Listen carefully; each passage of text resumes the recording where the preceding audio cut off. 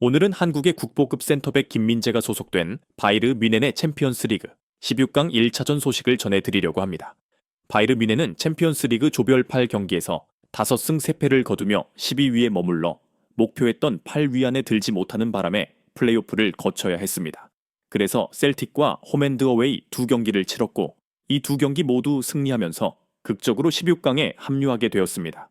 그런데 16강 대진이 결정되는 과정에서 레버쿠젠과 바르셀로나 중 한 팀을 만나게 되는 상황이었는데 추첨 결과 레버쿠젠이 상대가 되었습니다. 원래 기존 챔피언스 리그 규정에서는 16강까진 같은 리그팀끼리는 붙지 않게 했지만 이번 시즌부터는 유럽 대항전 토너먼트가 마치 월드컵처럼 대진이 확정된 상태로 치러져서 바이르 뮌헨은 레버쿠젠을 피하지 못했습니다.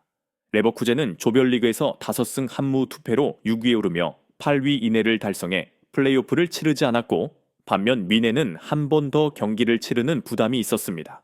흥미로운 점은 이번 시즌에만 벌써 컵대회 16강전에서도 이 둘이 만났고 리그에서도 2번 만나서 모두 무승부를 거둔 상태였는데 컵대회에선 노이어가 퇴장당한 뒤 0대1로 패배해 일찌감치 탈락했습니다. 심지어 지난 시즌에도 레버쿠젠을 상대로 1무 1패로 승리를 거두지 못했는데 이 정도면 뮌헨이 레버쿠젠만 만나면 힘을 못 쓰는 것처럼 보일 법도 합니다. 그렇지만 뮌헨 쪽에서는 레버쿠젠과의 마지막 맞대결 당시 플레이오프를 치르느라 체력이 떨어진 상태였고 해리케인까지 부상 문제로 전반에만 뛰었던 핑계가 있다고 강조합니다. 그 경기에서도 결국 1대1로 무승부에 그쳤는데 이번 16강전은 달라질 수 있다는 자신감이 있습니다. 이번엔 뮌헨이 레버쿠젠보다 하루를 더 쉬고 경기에 나서기 때문이죠. 뮌헨은 직전 리그 경기를 금요일 밤에 치러 슈투트가르트를 상대로 승리했고 그 기세를 그대로 레버쿠젠전에 이어가겠다는 각오입니다. 다만 레버쿠젠도 프랑크푸르트 원정에서 4대1로 이겼을 만큼 공격력이 매서워 쉽게 볼 상대는 아니라는 평이 많습니다.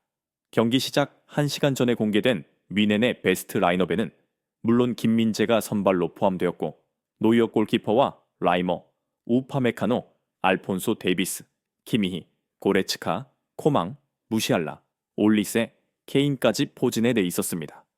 키미히는 부상 우려가 있었지만 레버쿠젠 전을 대비해 잘 회복했고 케인도 문제없이 출전 가능합니다. 경기 전 황인범이 뛰는 페노이 식스 트와이스가 홈에서 인터 밀란에게 0대2로 패배했다는 소식이 들려왔는데 인터 밀란 역시 우승 후보 중 하나라 플레이오프나 6강에서도 주목받을 듯합니다. 이어지는 장면은 8만 관중이 운집한 뮌헨의 홈에서 시작된 전반 3분 만에 뮌헨 입장에서 대형 악재가 터집니다.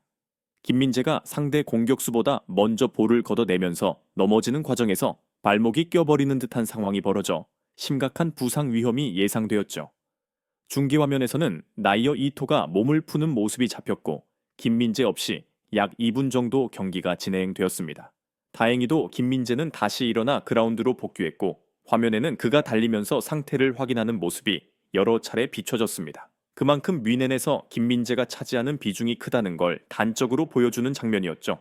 전반 6분에는 김민재가 공격수 역할을 할 뻔할 정도로 전방까지 올라갔는데 상대 수비가 무릎으로 먼저 막아내는 바람에 아쉽게 슈팅 기회로 이어지지는 못했습니다. 그리고 전반 8분 홈 관중을 열광시키는 케인의 선제골이 터집니다. 올리세가 올린 크로스를 케인이 완벽한 헤딩으로 연결해 1대0을 만든 것이죠.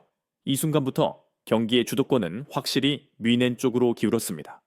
우파메카노가 한 번 실수해서 레버쿠젠의 기회를 헌납하긴 했지만 노이어의 선방으로 위기를 넘겼고 이후에는 뮌헨이 안정감을 되찾아 경기 템포를 마음대로 조절했습니다.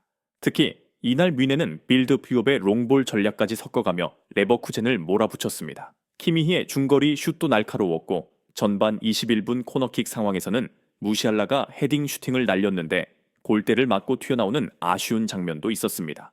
그래도 1대0으로 리드를 잡은 뮌헨은 전반을 무실점으로 마치면서 통계상 기대득점 값 XG도 약 0.9 정도를 기록해 딱 그만큼 골을 뽑아낸 셈이 되었습니다. 레버쿠젠도 강팀이긴 해도 이날만큼은 별다른 방역 없이 고전했고 새로 부임한 콤파니 감독이 아직 적응 중인 듯 보이기도 했습니다. 후반전이 시작되어도 양팀은 교체 없이 그대로 나왔습니다. 뮌헨 입장에서는 한 골 차로 끝나면 2차전 원정에서 불리해질 수 있으니 좀 더 득점이 필요했고 레버쿠젠은 원정골 한 방을 노려야 했습니다. 후반 8분 뮌헨이 추가골을 만들어냅니다. 키미히가 문전으로 날카로운 크로스를 보냈는데 레버쿠젠 골키퍼가 정확히 잡지 못하며 세컨드 볼이 흘렀고 이를 무시할라가 재빨리 밀어넣어 2대 0이 된 겁니다. 이제 뮌헨 입장에서는 상당히 편안한 상황이 되었고 김민재도 3년 연속 챔피언스리그 8강 이상의 무대를 밟게 될 가능성이 커졌습니다. 이날 김민재는 센터백으로서 무실점을 이끄는 핵심이 되었는데 뮌헨에 또 다른 변수가 생기긴 했습니다. 노이어가 부상을 호소해 자발적으로 뛰지 못하겠다고 한 건데 얼마나 큰 부상인지 아니면 다음 경기를 대비한 예방 차원인지 정확히는 알 수 없습니다. 다만 수적 열세가 된 건 오히려 레버쿠젠 쪽이었습니다.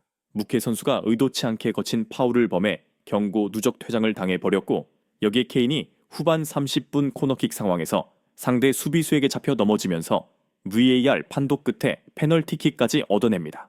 케인이 이를 깔끔하게 성공해 3대 0으로 점수 차를 벌렸습니다.